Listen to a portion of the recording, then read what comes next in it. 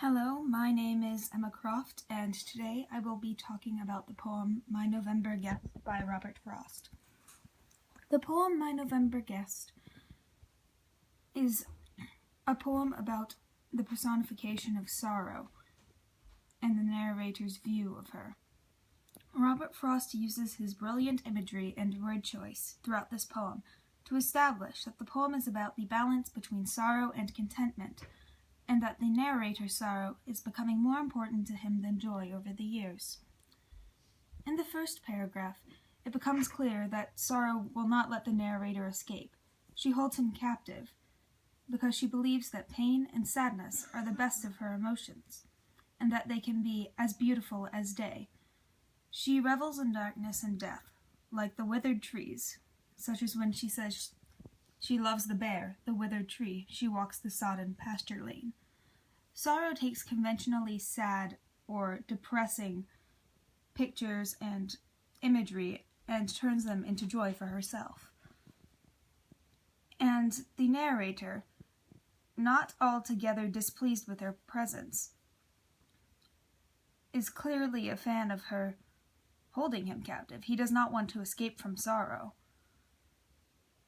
He's in love with her and claims her by using my sorrow and here with me, such as by using these personal pronouns.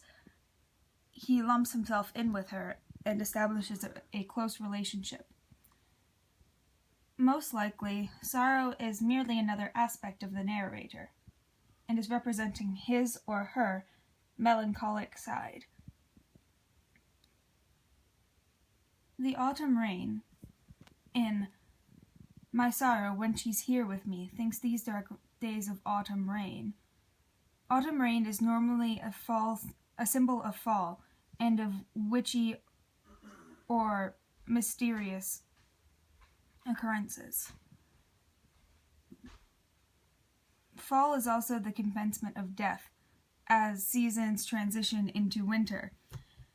Autumn frequently is used to symbolize loneliness as well, so this again shows the author's loneliness as he only has his own sorrow. In the second stanza, sorrow finds joy in what are normally considered negative aspects of autumn, namely animals disappearing and the oppressive fog, seen when she says, she's glad the birds are gone away. She's glad her simple worsened gray is silver now with clinging mist. Foggy, misty days are able to transform sorrow. She can coexist with joy, despite being the personification of sorrow. She merely finds her joy in other ways. The poem explains that sorrow and joy cannot exist without the other. It becomes clear in this stanza that the rhyme scheme of this poem is ABAAB, and the poem follows an iambic pentameter scheme, which leads it to be more sorrowful, as it sounds as if coins are dropping on the ground. In the third stanza, sorrow cannot understand why others do not see the world in the same way as herself, despite her not being able to recognize the joy in things that others normally find joyful.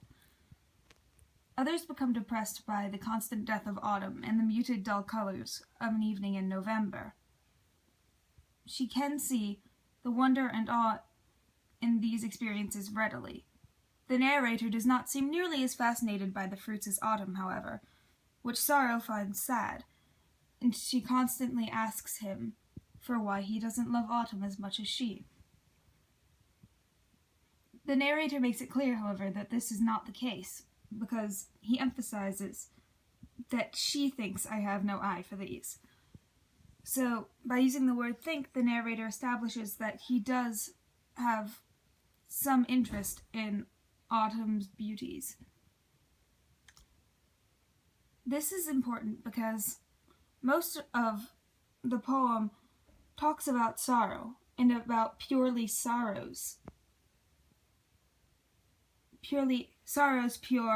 emotions concerning these depressing matters.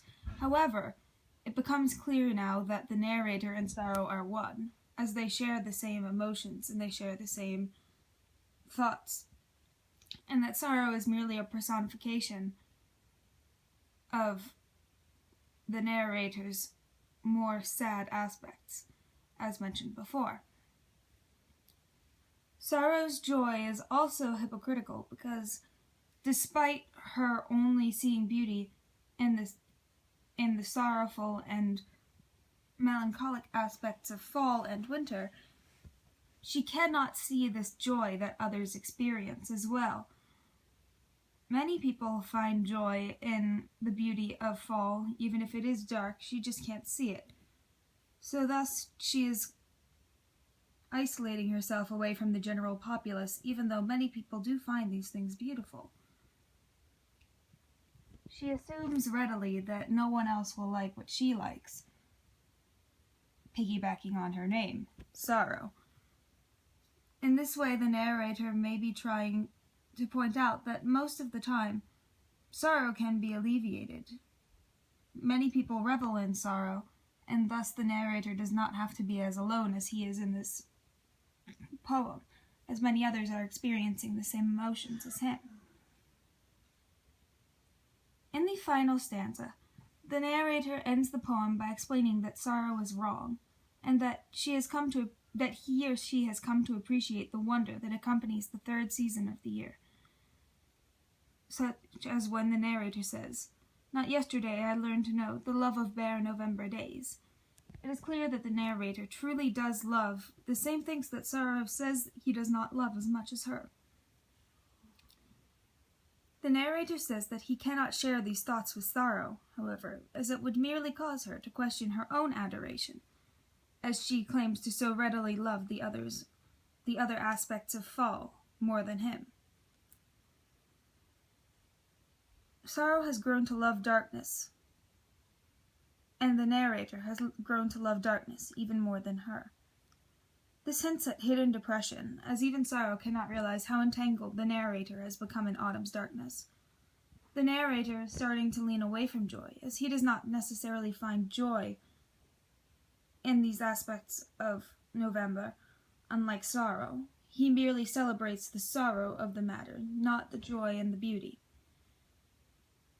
And he even states that it would be vain to tell her so he is isolating himself again from others who could share his experiences, as he's afraid of her reaction. My November Guest is beautifully crafted, and the imagery, such as in the third stanza, "The beauty she so truly sees, she thinks I have no eye for these," and in the first stanza, "Think these days of autumn rain are beautiful as days can be," lend this poem an ethereal and mysterious quality, as all of the word choice and diction is quite pointedly dark, though beautiful and musical in its own way due to the rhyme scheme.